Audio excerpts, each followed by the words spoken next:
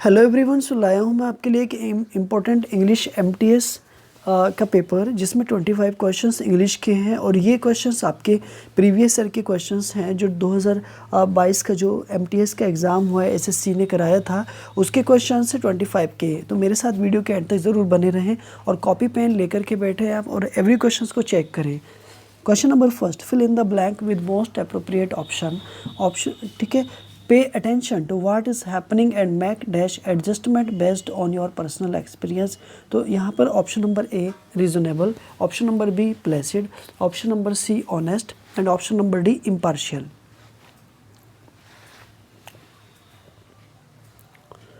तो right option हो जाएगा आपका रीजनेबल। रीजनेबल बना है रीजन से, तार्किक तरीके से। प्लेसिड का मीनिंग होता है शांत और ऑनेस्ट का मीनिंग होता है ईमानदार।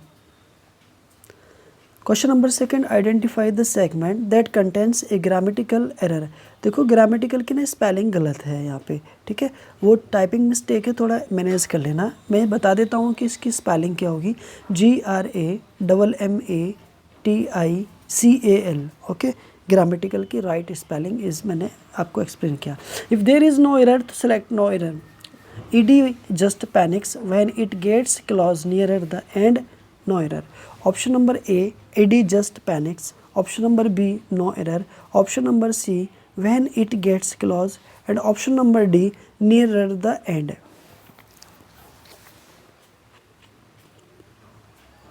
तो जो राइट ऑप्शन हो जाएगा ना वो हो जाएगा option number D, nearer the end. Question number third, fill in the blank with the most appropriate option. The only one dash shattered their monotony by his visits was Krishna. Option number A, whatever. Option number B, whomever. Option number C, whoever. And option number D, whichever. सो यहाँ right option हो जाएगा आपका whoever। Who हमेशा subjective case में आता है और इसलिए shattered से पहले सब्जेक्ट ही लाना है आपको।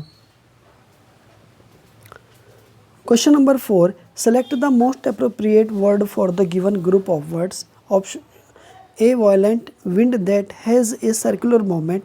Option number A, deluge. Option number B, drought. Option number C, hurricane. Option number D, tsunami.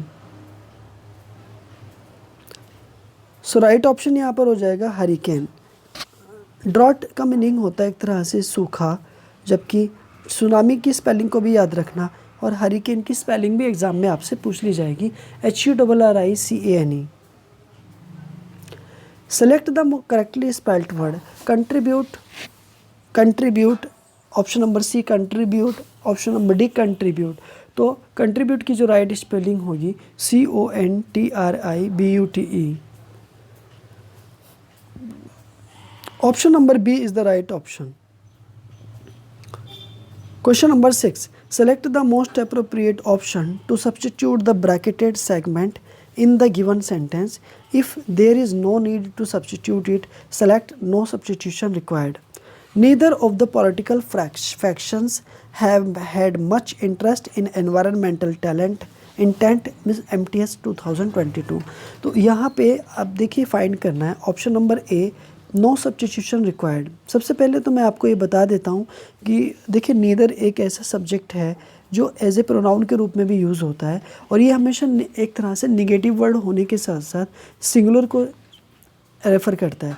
तो वेरी सिंपल है कि यहाँ पर नीदर के साथ जो यहाँ पर हैव आ रहा है ना उसकी जगह हैज़ हो जाएगा। ये बात समझ आ गई आपको, हाँ है ना, ठीक है, तो यहाँ पर हो जाएगा हैज़, राइट। तो इसी तरह से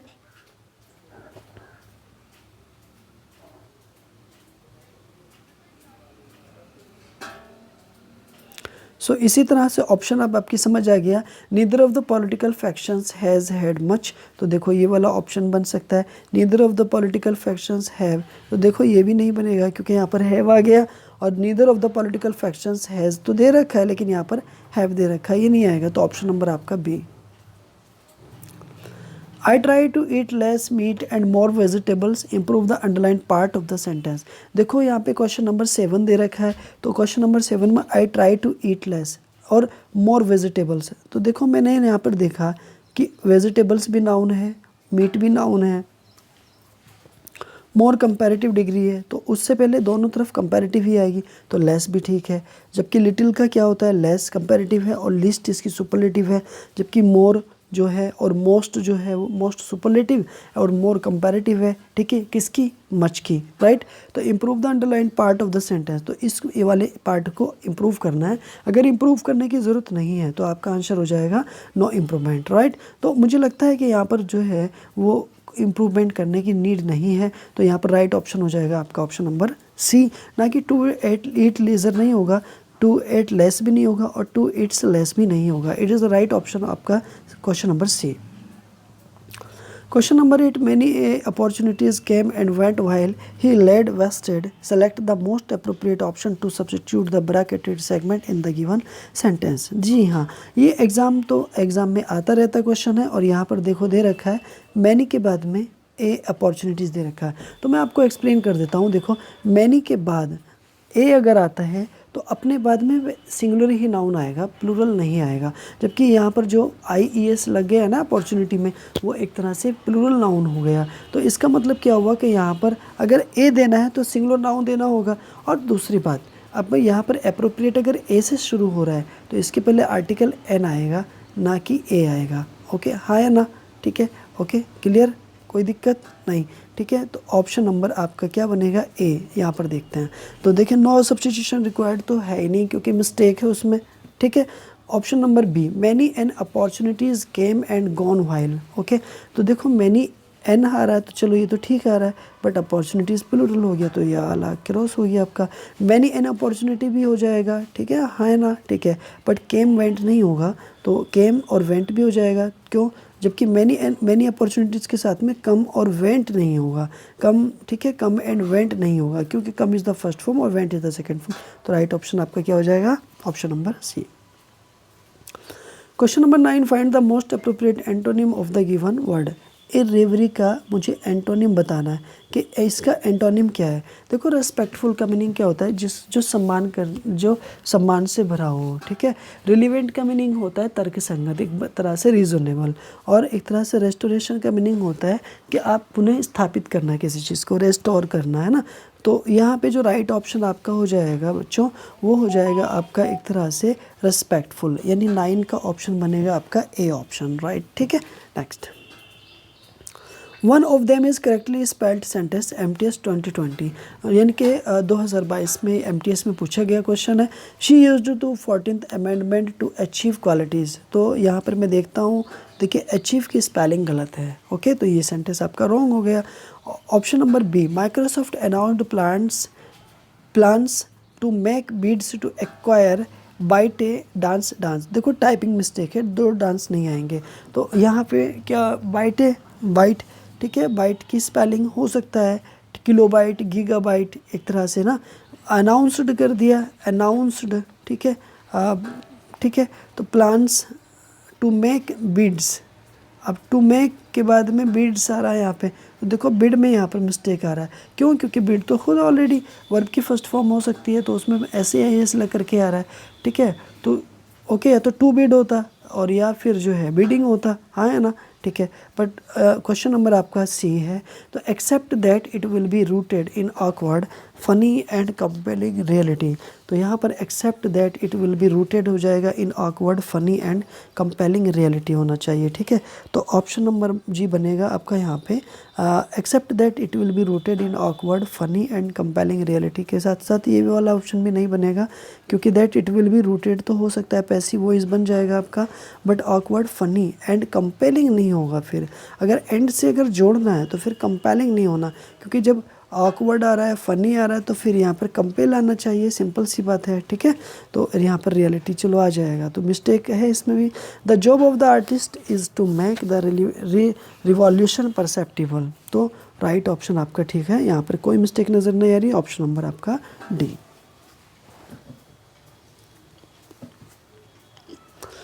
क्वेश्चन नंबर आपका 11. In the nick of time is an idiom है, find the same meaning. Nick and in the nick of time को आपको मुझे फाइंड करना, सेम मीनिंग को।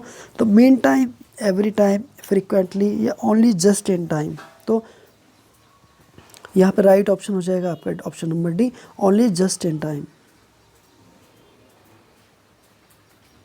क्वेश्चन नंबर आपका 12, identify the segment that contains a grammatical error. ठीक है, the NCGG has been set up to assist in bring about governance reforms through studies no error.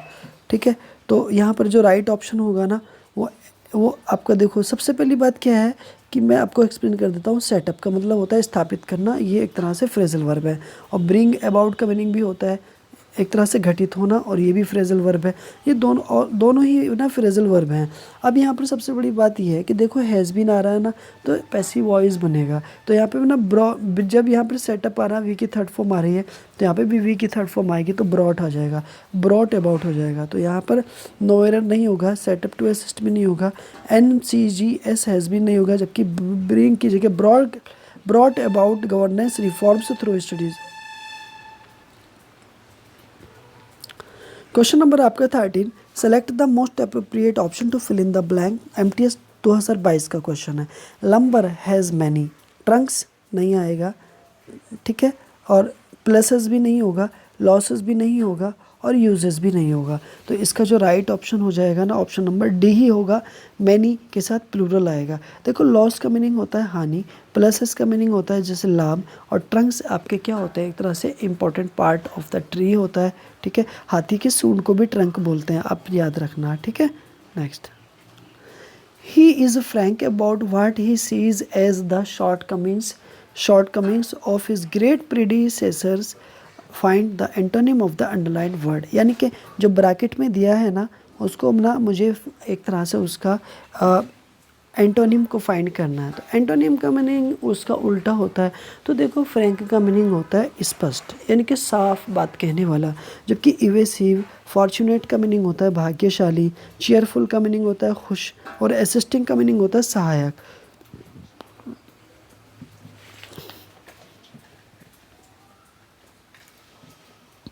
तो इसका राइट ऑप्शन हो जाएगा option number है evasive, यानी जो साफ ना कहे, घुमा फिरा करके बात को करे, उसको बोलते हैं।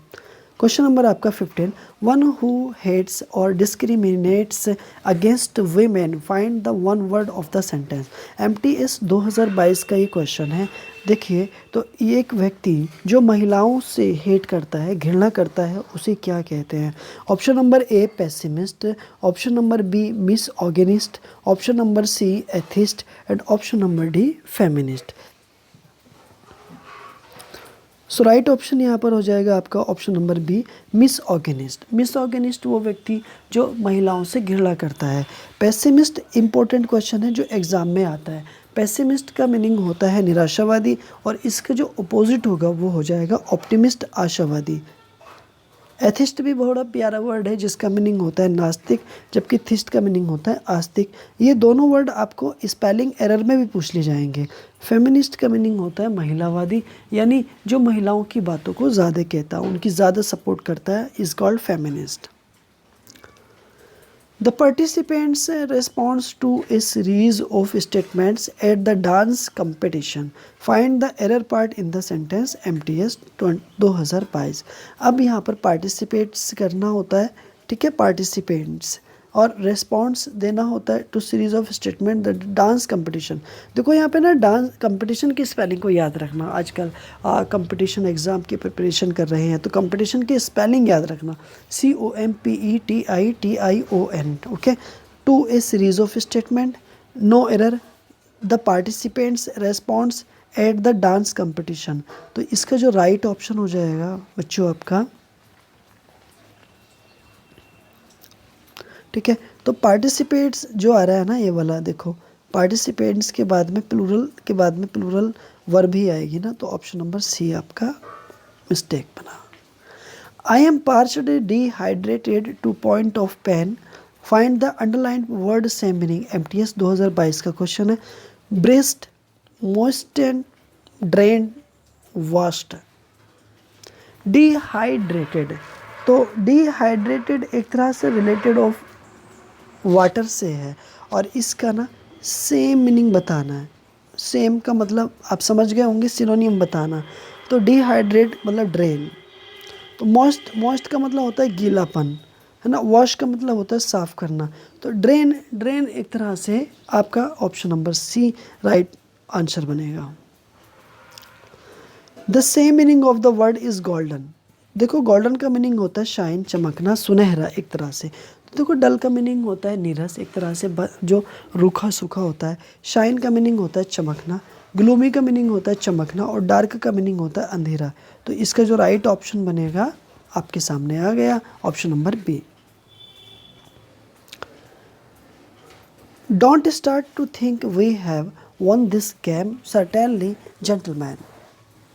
तो देखो यहाँ पे डोंट स्टार्ट टू थिंक आ रहा है, तो चलो ये बात तो हमने मान ली कि डोंट स्टार्ट थिंक आ रहा है, लेकिन वी हैव के साथ में वी की थर्ड फॉर्म भी आ रही है, वन भी आ रहा है, और दिस गेम आ रहा है, सर्टेनली आ रहा है ना। तो यहाँ पे इसका मुझे मीनिंग बताना, have skin in the game.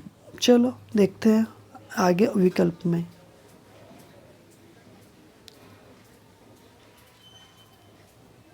Option number B, swallowed the bitter truth।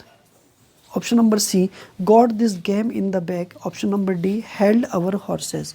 तो इसका जो राइट ऑप्शन होगा, got this game in the bag is the right option, option number C. Fill in the blank with suitable word. Many people may not find the rewards with the time and effort required. Capable, commensurate, coffer या कॉल्यूड।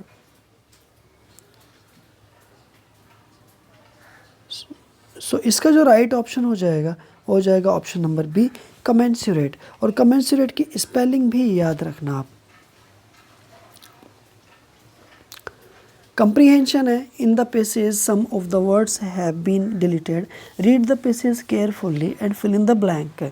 The figure of Arthur first appeared in Welsh poetry in the dash 6th and early 7th centuries. A hero who was dash 22 questions lead the Britons in battle against Saxon invaders, but it was not question number 23, the 12th century that was first tied to this dramatic headland known as Tintagel. The timeless popularity of the Arthur legend has overshadowed a central on unresolved. Was there really a King Arthur, or at least a historical prototype upon whom Joffrey's hero is 25? Fill in the blank with proper word. MTS 2022 का question है। देखो पहला question आपका ये रहा कि the figure of Arthur first appeared in the Welsh poetry in the 6th। Okay, तो 6th आ रहा है और दा के बाद में आ रहा है, तो सिंपल सी बात है, एक तरह से एक एडजेक्टिव होना चाहिए।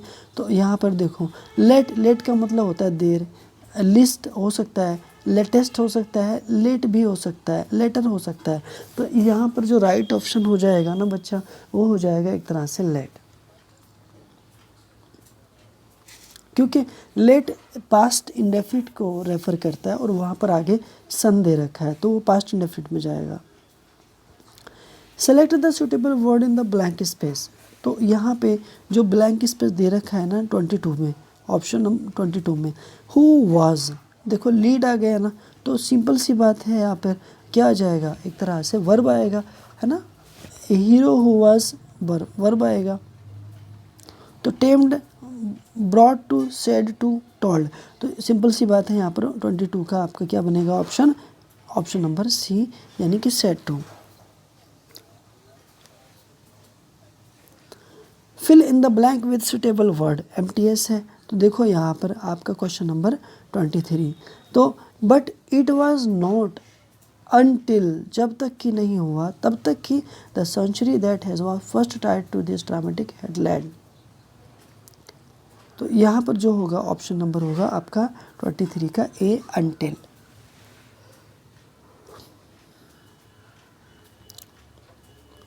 सो क्वेश्चन नंबर आपका 24, fill in the blank with suitable word. MTS 2022। Option number A mess, option number B commotion, option number C question, option number D establishment.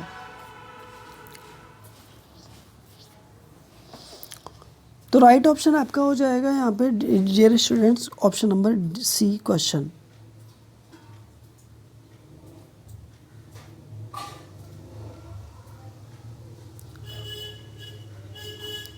Option number C question. Last question है आज की video का, fill in the blank. Option number A based, option number B cased, option number C found, option number D hanged.